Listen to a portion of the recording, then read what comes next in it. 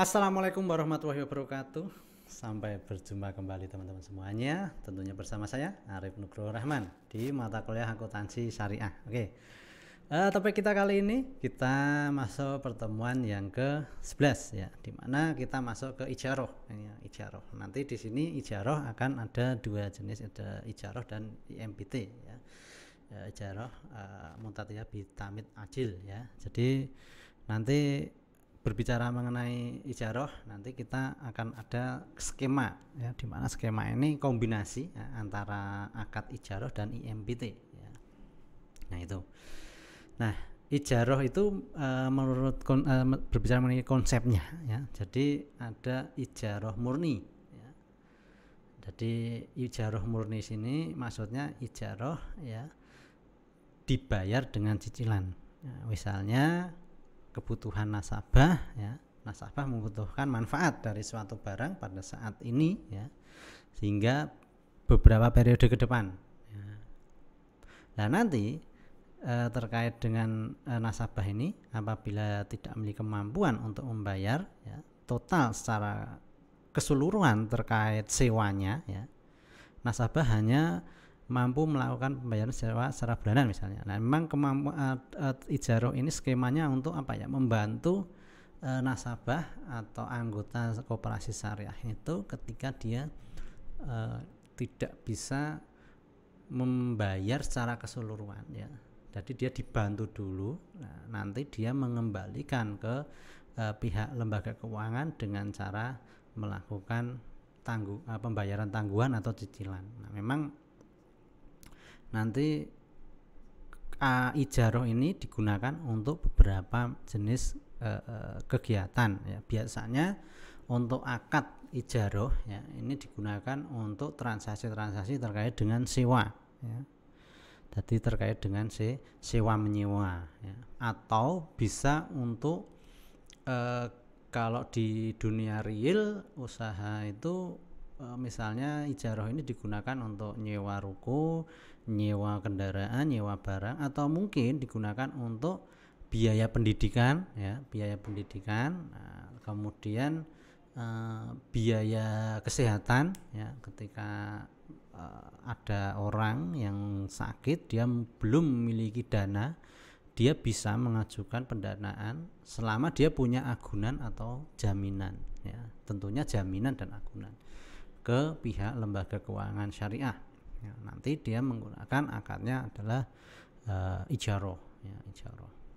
Nah, jadi dia skema ijaroh itu digunakan untuk akad sewa menyewa. Nah jadi di dalam ijaroh ada akad pertama namanya ijaroh ya, akadnya nanti ijaroh ya. Dan nanti perlakunya itu yang pertama bank sebagai penyewa ya, atau pemberi sewa bertindak sebagai menyewa kepada bank. Nah ada dua jenis, bisa bank bertindak sebagai penyewa atau bank yang menyewakan ke pihak nasabah. Nah transaksinya nanti misalnya bank menyewa barang ya kepada pemberi sewa dengan pembayaran sewa di muka selama berapa periode itu. Nah, jadi nanti bank itu tetap akan mengeluarkan uang ya, sebesar nominal tertentu sebagai sewa dibayar di muka. Nah, setelah bank mendapatkan manfaat ya, dari barang tersebut, tapi nanti ketika masa sewanya habis itu barangnya tidak menjadi atau tidak terjadi perpindahan kepemilikan dari pihak yang menyewa dengan yang penyewanya ya, seperti itu. Nah jadi nanti konteksnya yang pertama sewa menyewa tapi tidak terjadi perpindahan kepemilikan, atau yang kedua sewa menyewa tapi terjadi perpindahan kepemilikan. Kalau sewa menyewa tidak terjadi perpindahan kepemilikan ya banyak kan yang kita temui sehari-hari, misalnya menyewa ruko, nyewa kendaraan ya, nyewa kendaraan untuk operasional dan seterusnya. Sedangkan kalau yang perpindahan kepemilikan misalnya dia menyewa kendaraan untuk modal misalnya, bisa ya, modal usaha dan seterusnya, itu bisa. Jadi ketika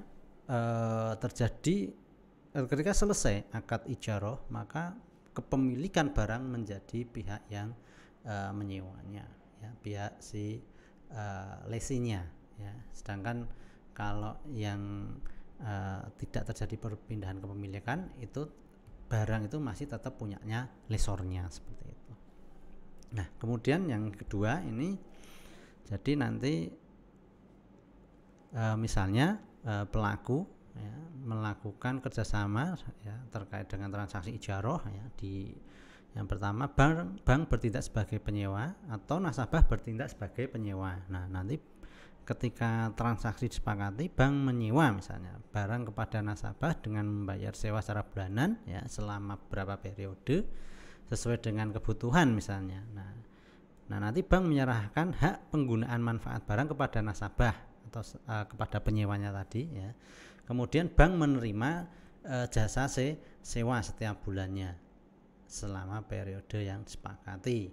Nah, itu. Nah, ini sama, kalau yang ini tidak terjadi perpindahan kepemilikan juga ya. Nah, baik akad 1 maupun akad 2 itu tidak terjadi kepemilikan. Nah, inilah ijarah yang maksudnya ijarah bil ijarah, dibayar dengan tanggungan atau cicilan. Kemudian yang kedua ada ijarah bin ijarah dengan bayar di akhir secara lamsam. Nah, jadi nanti ini ijarah ini digunakan untuk transaksi kebutuhan nasabah. Misalnya nasabah membutuhkan manfaat suatu barang pada saat ini hingga beberapa bulan atau beberapa hari ke depan misalnya. Kalau yang tadi itu selama lebih dari 1 periode, kalau yang ini mungkin kurang dari 1 periode.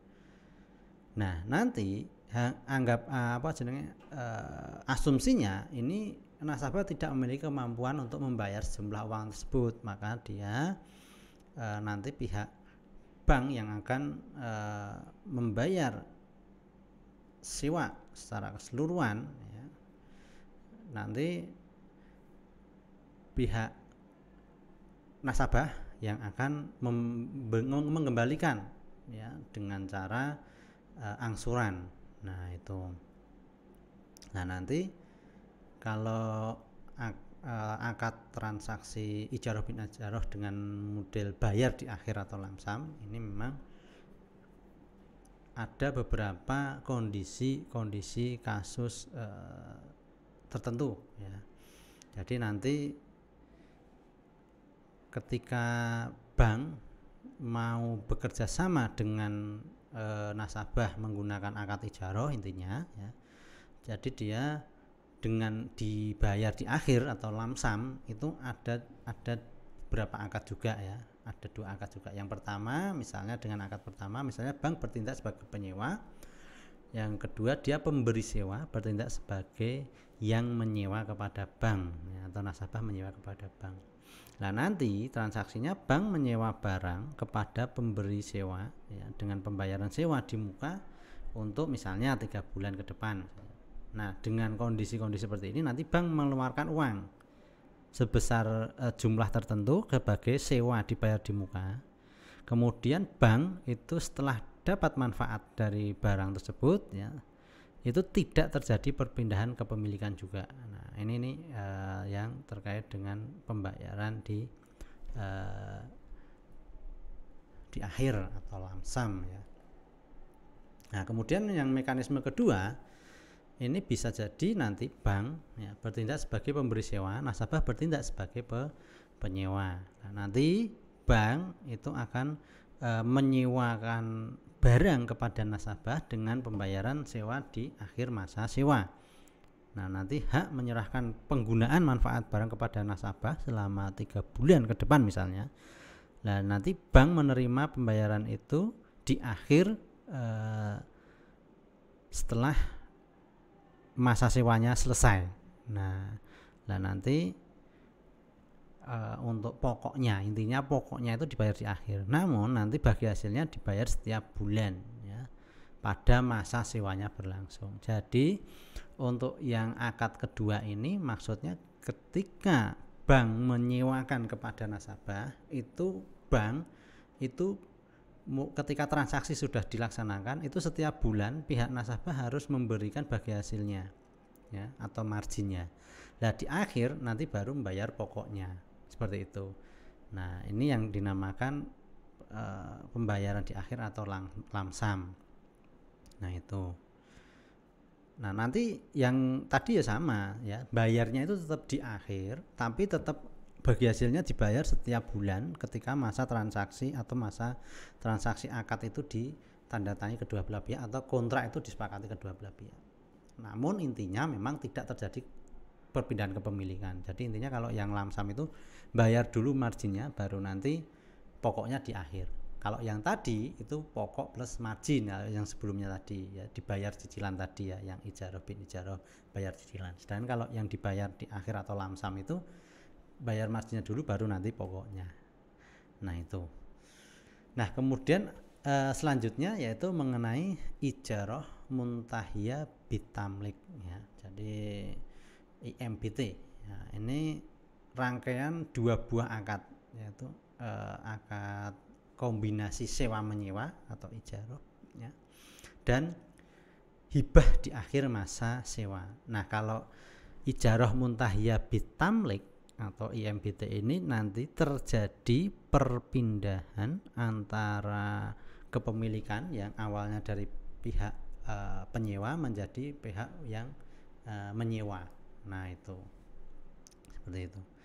Nah, jadi nanti ini perjanjiannya sedikit ada sedikit perbedaan dengan yang sebelumnya tadi ya. Jadi dia nanti di akhir periode dia pihak ini yang menyewakan itu berjanji akan menjual sekaligus barang yang disewakan tersebut pada pihak yang penyewanya. Jadi pihak yang menyewa itu atau pihak nasabah itu mendapatkan barangnya seperti itu. Nah ini biasanya contohnya realnya banyak terjadi di leasing syariah ya. Kalau ini di leasing syariah ya.